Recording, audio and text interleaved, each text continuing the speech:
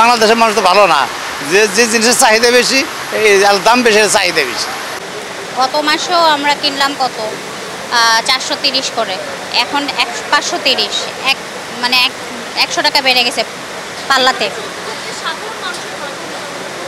না, আমরা তো মধ্যবিত্ত ফ্যামিলি, ক্রয় ক্ষমতার বাইরে। পেঁয়াজের দাম যদি এত হয় তাহলে অন্য জিনিসগুলোর দাম তো আরও বাড়বে, তাই না? তো এইটা আসলে নিয়ন্ত্রণের বাইরে চলে গেছে, এটা এখানে একটু ফোকাস করা উচিত।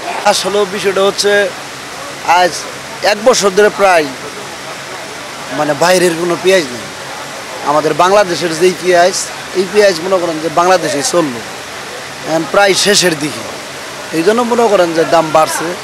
আর যদি বাইরে থেকে পেঁয়াজ না আসে তাহলে মনে হয় দাম বাড়ার সম্ভাবনা আরও বেশি আছে। পেঁয়াজের দাম সারা বছর তো কমই ছিল, এখন লাস্ট পর্যায়ে হয়তো শতকরা 20% লোকের পেঁয়াজ আছে, তো হালকা কিছু। তারপরে এখন মনে করেন লাস্ট টাইমই, এখন তো পেঁয়াজের দাম একটু ওঠানামা করবেই, একবারে যে আহামরি কোনো বাজার তা হবে না। পেঁয়াজ আগের থেকে বেশি গেছে, সপ্তাহে ছিল আপনার 420 টাকা পাল্লা, আর এই সপ্তাহে আপনার 550 টাকা পাল্লা।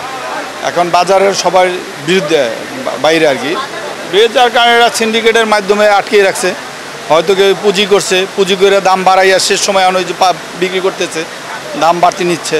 পেঁয়াজের বাজার হলো পাবনার পেঁয়াজ, এবার তো বাইরের পেঁয়াজ নাই, এবার বাইরের পেঁয়াজ নাই, এই জন্য এবার বাংলাদেশের পেঁয়াজ, বাইরের পেঁয়াজ আলে আমদানিটা বেশি থাকে। আর এখন পেঁয়াজটা লাস্ট সিজন, এখন নতুন পেঁয়াজ যাবত না আসবে, এখন এই বাজারটা একটু বেশি থাকবে। এখন পেঁয়াজের বাজারটা হঠাৎ করে বাড়লো, যে এটা আসলে ভুল ধারণা।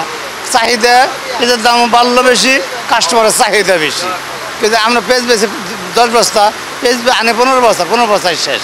পেঁয়াজের চাহিদাও বেশি, কারণ বাংলাদেশের মানুষ তো ভালো না, যে যে জিনিসের চাহিদা বেশি এই দাম বেশি, চাহিদা বেশি।